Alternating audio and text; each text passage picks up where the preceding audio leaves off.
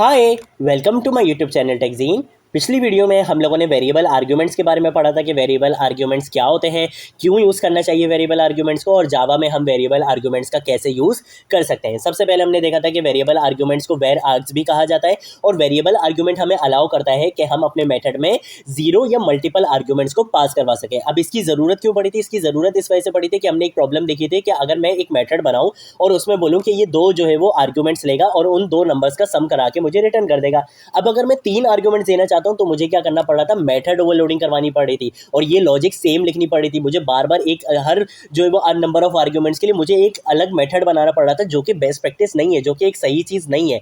हमारे पास इसी प्रॉब्लम को सॉल्व करने के लिए आते हैं वेरिएबल आर्ग्यूमेंट्स कि जब आपको ये कंफर्म नहीं हो कि आपको कितने आर्ग्यूमेंट्स पास करवाने पड़ सकते हैं, तो आप यहाँ पर नंबर ऑफ आर्ग्यूमेंट्स देने के बजाय या मेथड ओवरलोडिंग करने के बजाय आप क्या कर सकते हो? आप यूज़ कर सकते हो वेरिएबल आर्ग्यूमेंट्स का। और वेरिएबल आर्ग्यूमेंट्स का कॉन्सेप्ट क्या होता है? वेरिएबल आर्ग्यूमेंट्स का कॉन्सेप्ट ये होता है कि आप अपना मेथड यहाँ पे डिफाइन करा, अंदर यहाँ पर जहाँ पर आप पैरामीटर्स डिफाइन करते थे, यहाँ पर आप दे दो कि किस टाइप के आप आर्ग्यूमेंट्स दोगे। उसके बाद 3 डॉट लगाने के बाद आप एक वेरिएबल का नाम दे दो। ठीक है, ये हो जाते हैं वेरिएबल आर्ग्यूमेंट्स।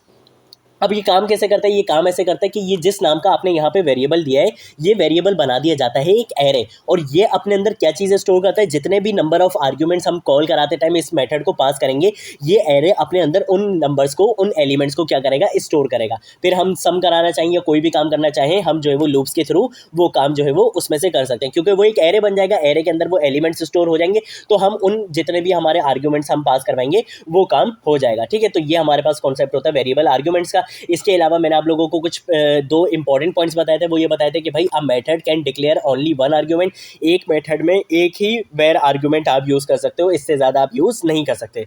और दूसरी चीज मैंने आपको ये बताई थी कि अगर आप वेर आर्ग्यूमेंट के साथ 1-2 आर्ग्यूमेंट अपने और देना चाहते हो, तो आपकी जो पैरामीटर लिस्ट होगी उसमें सबसे एंड में आप किसको रखोगे? वेर आर्ग्यूमेंट को रखोगे। ठीक है, तो ये चीज हमने यहाँ पर कुछ इस तरीके से देखी थी कि जैसे मेरा ये मेथड था, तो मैं चाह रहा था कि ये कम से कम एक आर्ग्यूमेंट जरूर ले, और ज्यादा से ज्यादा ये भले जितने भी ले ले। तो मैंने इसको बोला था कि भाई कम से कम के लिए मैंने बता दिया कि इंट है, और ज़्यादा से ज़्यादा के लिए मैंने इसका यहाँ पे क्या यूज़ कर लिया था? वेरिएबल आर्ग्यूमेंट्स का यूज़ कर लिया था। तो ये कम से कम एक आर्ग्यूमेंट ज़रूर लेगा। तो देखो ये मेरी पैरामीटर लिस्ट है, और इसमें मैंने सबसे एंड में किसको लिखा है? वेरिएबल आर्ग्यूमेंट्स को लिखा है। इसको मैं शुरू में नहीं लिख सकता। ठीक है, तो ये सारी चीज़ें हम लोगों ने पिछली वीडियो में यार बहुत अच्छे से कवर कर ली थी। अगर आप लोगों ने अभी तक ये पिछली वीडियो नहीं देखी है तो काइंडली इसको ज़रूर देखना। ये बहुत इंपॉर्टेंट कॉन्सेप्ट है, इससे रिलेटेड अक्सर इंटरव्यू क्वेश्चन वगैरह में भी पूछ लिया जाता है। ठीक है, तो ये को बहुत इंपॉर्टेंट कॉन्सेप्ट है और ये पता होना चाहिए। तो ये पिछली वीडियो ज़रूर देख लेना, मैंने बहुत डिटेल में आपको सारी चीज़ें कवर करवा दी थी।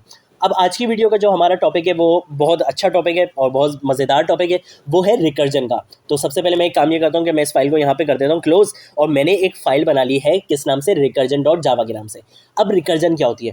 बहुत आसान एग्जाम्पल में समझेंगे यार। आप अपने आप से बात करते हो ना, वही कहलाता है रिकर्जन।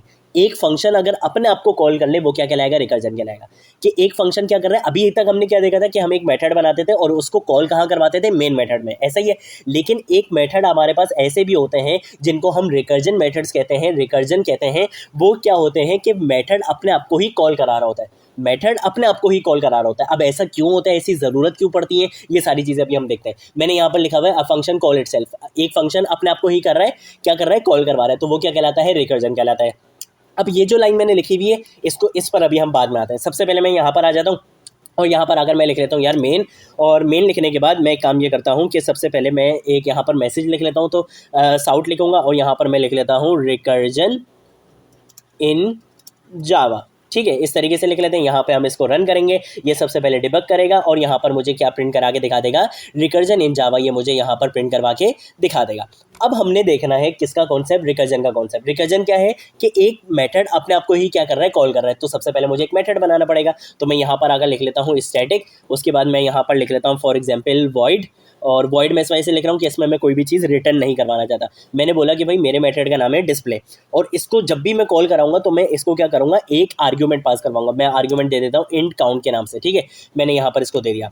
अब मैंने बोला कि भाई जब भी मैं तुम्हें कॉल करूँगा, तुम क्या करना? तुम ये चेक करना कि जो मैंने नंबर तुम्हें दिया है कॉल कराते टाइम, जो वैल्यू मैंने तुम्हें दी है, जो वैल्यू काउंट में आकर कॉपी हुई है, तुम चेक करना क्या वो वैल्यू 5 से छोटी है।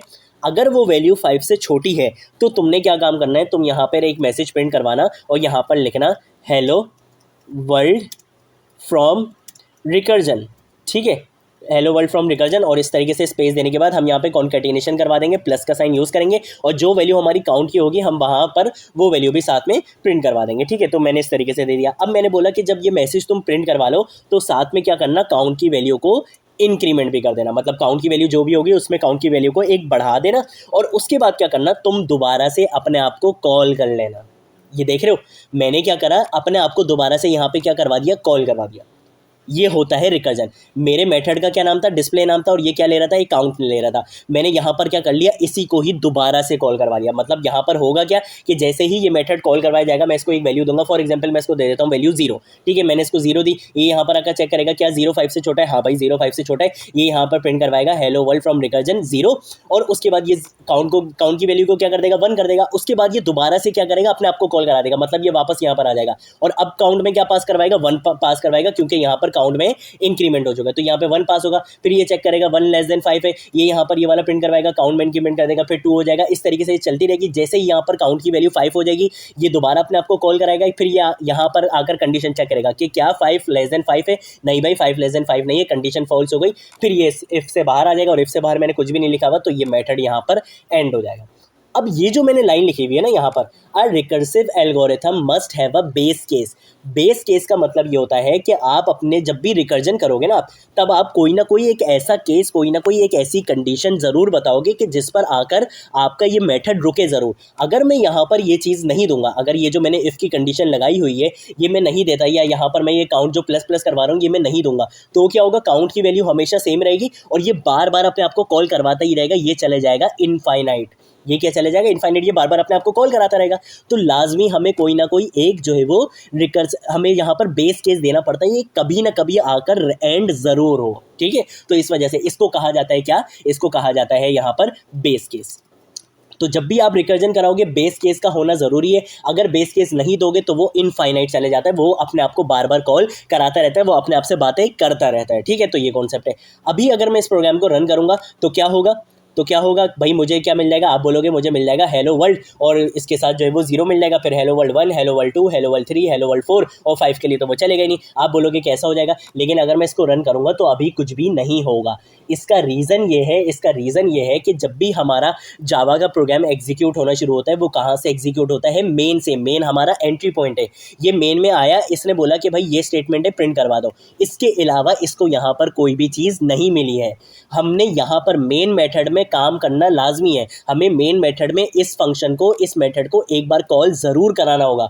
जब ये एक बार कॉल हो जाएगा तभी ये यहाँ पर जाएगा, अदरवाइज ये यहाँ पर नहीं जाएगा। अभी जब भी हमारा जो है वो कोड एग्जीक्यूट होना शुरू होता है, इसने यहाँ पर क्लास देखी, इसने बोला फंक्शन है, हाँ ठीक है, इस पर बाद में आएंगे। हम चलते हैं डायरेक्ट इसमें मेन में आया, इसको यहाँ पर स्टेटमेंट मिली, इसने एग्जीक्यूट करा दी। अब मेन में आपने नहीं बोला कि इस मेथड को कॉल कराओ, जब आपने मेन में ही नहीं बोला तो ये उस मेथड पे जाएगा नहीं। ये हमेशा मेन की बात मानता है। तो मेन में आपको एग्जीक्यूट कराना ज़रूरी है, मतलब कॉल कराना ज़रूरी है। तो मैं यहाँ पर दे दूंगा डिस्प्ले, और यहाँ पर मैं काउंट की वैल्यू को चलो दे देता हूँ, अभी यहाँ पे 0 दे देता हूँ। ठीक है, अब क्या होगा, अब ये वैसे काम करेगा। सबसे पहले ये आएगा मेन के मेथड में, ये बोलेगा रिकर्जन इन जावा प्रिंट करवा दो, फिर ये बोलेगा कि डिस्प्ले के मेथड को कॉल कराओ और 0 की वैल्यू किस में कॉपी करा दो, इस काउंट वाले वेरिएबल में कॉपी करा दो। अब जैसे ही इसको ये यहाँ पर कॉल हुआ मिलता है ना मेथड, ये अपने मेन मेथड से बाहर निकलता है और ये ढूंढता है कि क्या मेरे पास इस नाम का कोई मेथड बना हुआ है। अगर इस नाम का कोई मेथड नहीं बना हुआ तो ये आपको एरर दे देता है। ये बोलता है भाई मुझे इस नाम का बंदा नहीं मिला, मैं कैसे बात करूँ इससे। ठीक है, ये हो जाता है। लेकिन जैसे ये मेन से बाहर अभी निकलेगा तो इसको यहाँ पर डिस्प्ले का मेथड मिल जाएगा। ये 0 वाली वैल्यू को किस में कॉपी कराएगा, काउंट में। ये यहाँ पे चेक करेगा क्या 0 5 से छोटा है, हाँ भाई 0 5 से छोटा है, ये यहाँ पर प्रिंट करवाएगा। इसी तरीके से काम करता रहेगा, वैल्यू को इंक्रीमेंट कर देगा, फिर दोबारा से अपने आप को कॉल करा लेगा। ये जो दोबारा से अपने आप को कॉल करा ले, इसको कहलाता है रिकर्सिव कॉल। ये क्या कहलाता है, रिकर्सिव कॉल कहलाती है। कि ये क्या कर रहा है, अपने आप को बार बार रिपीटेडली ये क्या करेगा, कॉल करवाता रहेगा। कब तक, जब तक हमारा बेस कंडीशन, बेस केस हमारा ट्रू रहेगा। बेस केस का होना ज़रूरी है, वरना ये इनफाइनाइट चले जाता है। ये चीज़ याद रखना, अक्सर पूछ ली जाती है। ठीक है, तो अब अगर मैं इसको रन करूँगा तो अब जो मैं आपको आउटपुट बता रहा था वो मेरे पास आ जाएगा। हेलो वर्ल्ड फ्रॉम रिकर्जन 0 1 2 3 और 4 तक ये मेरे पास प्रिंट करा के दे देगा। तो देखो जो मैंने आपको बोला था ये उसने मुझे करा के दे दिया है। तो ये होती है सिंपल रिकर्जन की एग्जाम्पल, कि आप एक मेथड अपने आप को ही क्या कर रहा है, कॉल करा रहा है। कब तक, जब तक उसकी बेस कंडीशन क्या है, ट्रू है। ठीक है, तो ये सारी चीज़ें होती हैं। मैं काम ये करता हूँ कि मैं इसको यहाँ से क्लियर कर देता हूँ एक बार, और अब हम एक प्रोग्राम बनाते हैं फैक्टोरियल ऑफ अ नंबर का। अब ये दोनों चीज़ें क्या हैं ये भी हम देखते हैं। मैं सबसे पहले इसको यहाँ पे कर देता हूँ कमेंट, और मैं बोलूँगा कि भाई एक सेकंड, मुझे यहाँ से क्या करना पड़ेगा, इसको यहाँ से भी कमेंट करना पड़ेगा। ठीक है, तो मैं यहाँ पर आकर बोलूँगा कि भाई अब मैं क्या मालूम करने वाला हूँ, मैं यहाँ पर मालूम करने वाला हूँ फैक्टोरियल ऑफ आ नंबर। अब फैक्टोरियल क्या होता है, अगर किसी को नहीं पता, अगर कोई मैथ्स के बैकग्राउंड से नहीं है, वैसे तो खैर पता होगा, लेकिन अगर नहीं भी पता तो कोई मसले वाली बात नहीं है, मैं भी यहाँ पे बता देता हूँ। फैक्टोरियल ऑफ अ नंबर का मतलब होता है कि अगर फॉर एग्जांपल मैं 5 का फैक्टोरियल निकालना चाहता हूँ, ये जो एक्सक्लेमेशन का साइन होता है ये होता है फैक्टोरियल का साइन। ठीक है, अगर मैं 5 का फैक्टोरियल निकालना चाहता हूँ तो 5 का फैक्टोरियल बराबर होगा 5 मल्टीप्लाई 4 मल्टीप्लाई 3 मल्टीप्लाई 2 मल्टीप्लाई 1।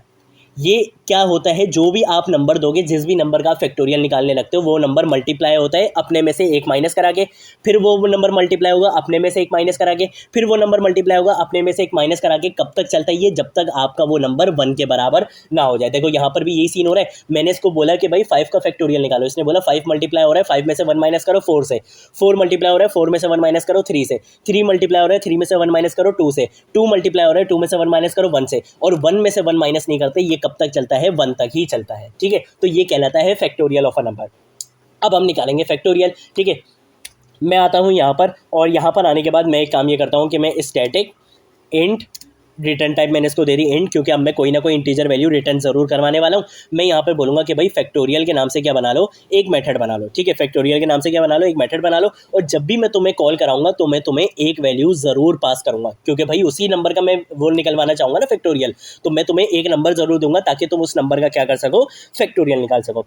अब जब भी, अब कुछ चीज़ें होती हैं फैक्टोरियल में, वो फैक्टोरियल में होती क्या है मैं यहाँ पर ही बता देता हूँ कि अगर आप 1 का फैक्टोरियल निकालना चाहते हो तो 1 का फैक्टोरियल बराबर होता है 1 के, और 0 का भी फैक्टोरियल बराबर होता है 1 के। अब ये क्या है, ये इस पर कभी बाद में बहस करेंगे। ठीक है, कि ये क्यों है। अब भाई ये मैथ्स में होता है, तो इसको बस आप अभी इस तरीके से समझ लो कि अगर 1 का फैक्टोरियल आप निकालना चाहते हो तो 1 का फैक्टोरियल बराबर होता है 1 के, और 0 का फैक्टोरियल भी किसके बराबर होता है, 1 के। बाकी अगर आप किसी भी नंबर का जो है वो फैक्टोरियल निकालने की कोशिश करोगे तो वो कुछ इस तरीके से जो है वो आपको निकाल के देगा कि वो अपने में से एक नंबर माइनस करा के उसको मल्टीप्लाई कराता रहेगा। कब तक, जब तक आपका वो नंबर 1 के बराबर ना हो जाए। तो अगर यूजर 1 ही दे देगा तो वो आपको रिटर्न में क्या दे देगा, 1 दे देगा, और अगर यूजर जो है वो 0 नंबर दे दे तो वो आपको क्या दे देगा कि इसका भी फैक्टोरियल क्या है, 1 है। तो ये मैथ्स का कॉन्सेप्ट है। अब आ जाओ यहाँ पर, मैंने बोला कि भाई फैक्टोरियल के मेथड में तुमने क्या करना है, तुमने सबसे पहले कंडीशन चेक करनी है कि जो भी तुम्हें मैंने नंबर दिया है क्या वो बराबर है 1 के, या क्या वो बराबर है किसके, 0 के।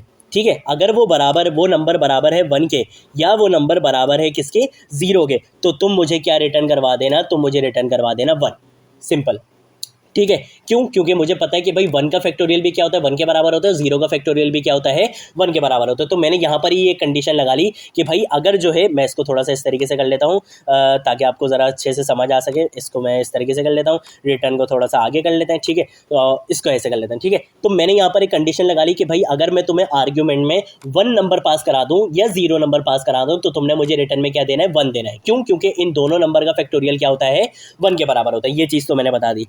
अब अगर मैं तुम्हें 1 और 0 के अलावा कुछ भी दूं, तो मैंने बोला कि भाई एल्स भाई, मैं तुम्हें अब काम बता रहा हूं कि तुमने क्या करना है। एल्स भाई को मैंने बोला कि अगर 1 और 0 के अलावा मैं तुम्हें कोई भी नंबर दूं तो तुमने मुझे रिटर्न में क्या कराना है, तुमने उस नंबर को, ठीक है, जैसे मैंने 5 दिया तो 5 को मल्टीप्लाई कराना है, तो मैंने बोला नम को मल्टीप्लाई कराना है। मैं यहाँ पे मल्टीप्लाई का साइन यूज़ करूंगा। अब मैं यूज़ करूंगा दोबारा से अपने ही मेथड को कॉल कराऊंगा, तो मैंने बोला फैक्टोरियल नम, और नम के साथ मैं बोलूंगा -1। ये क्यों बोला, ये यही कॉन्सेप्ट मैंने यहाँ पर भी यूज़ करा है। देख रहे हो, ये क्या हुआ कि सबसे पहले अगर फॉर एग्जांपल मैं 5 पास करवाता हूँ तो ये 5 को मल्टीप्लाई कराएगा किससे, फैक्टोरियल नम -1। नम -1 का मतलब 5 - 1 4, तो ये क्या करेगा, 5 को 4 से मल्टीप्लाई करेगा और दोबारा से अब क्या कर देगा, नम में क्या वैल्यू भेज देगा, 4 भेज देगा। अब ये यहाँ पर आएगा, ये चेक करेगा, ये कंडीशन नहीं है, ये अब क्या करेगा, 4 को मल्टीप्लाई कराएगा नम -1, 4 मल्टीप्लाई होगा 3 से, और ये 3 भेज देगा दोबारा से। तो ये रिकर्सिवली अपने आप को क्या कर रहा है, कॉल करा रहा है। और इसमें बेस केस क्या है, इसमें बेस केस हमारा ये कि भाई जैसे ही हमारा नंबर क्या हो जाए 1 के बराबर या 0 के बराबर हो जाए तो तुम मुझे रिटर्न में क्या करा देना, 1 करा देना। तो ये मेरा बेस केस है। मैं यहाँ पर लिख लेता हूँ कि ये मेरा क्या है, बेस केस है, और ये मेरी क्या है, ये है मेरी रिकर्सिव कॉल। ठीक है, ये मेरी क्या है, ये मेरी है रिकर्सिव कॉल, कि मैं बार बार यहाँ पर क्या कर रहा हूँ, अपने मेथड को कॉल करा रहा हूँ। और देखो यही कॉन्सेप्ट लग रहा है। ठीक है, अब मैं क्या करूँगा, इतना करने के बाद मैं सिंपल आऊँगा और मैं यहाँ पर आकर बोल दूंगा कि भाई तुम क्या करो, साउट करवा दो।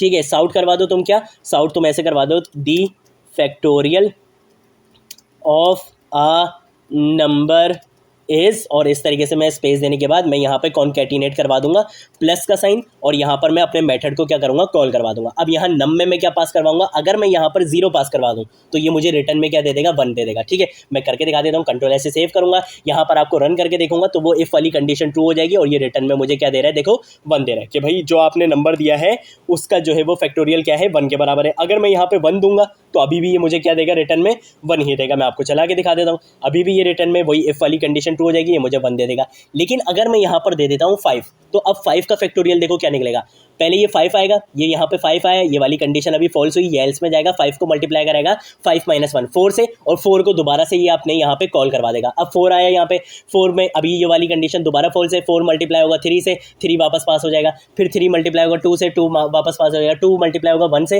फिर जब 1 पास होगा नम में क्या वैल्यू आ चुकी है, 1। अब ये यहाँ पे चेक करेगा क्या वैल्यू 1 के बराबर है, हाँ भाई वैल्यू 1 के बराबर है, तो ये रिटर्न 1 करवा देगा। तो मल्टीप्लीकेशन कैसे हो रही है, मल्टीप्लीकेशन को जिस तरीके से हो रही है कि 5 मल्टीप्लाई होगा 4 से, 5 4 जा 20, 20 मल्टीप्लाई होगा 3 से, 20 3 जा 60, और 60 मल्टीप्लाई होगा 2 से। तो अब मेरे पास आंसर आना चाहिए अब 120। 5 का फैक्टोरियल क्या होता है, 120 के बराबर। रन करके देखूंगा क्या मेरे पास 120 ही आंसर आ रहा है या नहीं, तो देखो मेरे पास यहाँ पर 120 ही आंसर आ रहा है। तो ये होता है हमारा रिकर्सिव का एक कॉन्सेप्ट कि आप अपने किसी भी नंबर का फैक्टोरियल भी निकाल सकते हो, किसको यूज़ करते हुए, रिकर्जन को यूज़ करते हुए। ठीक है, तो देखो यहाँ पर भी ये क्या कर रहा है, अपने आप को ही कॉल करवा रहा है। ठीक है, और एक बेस केस भी मैंने दे दिया, अगर बेस केस नहीं दूंगा तो ये अपने आप को कॉल करवाता ही रहेगा। ठीक है, तो ये चीज़ें पता होनी चाहिए।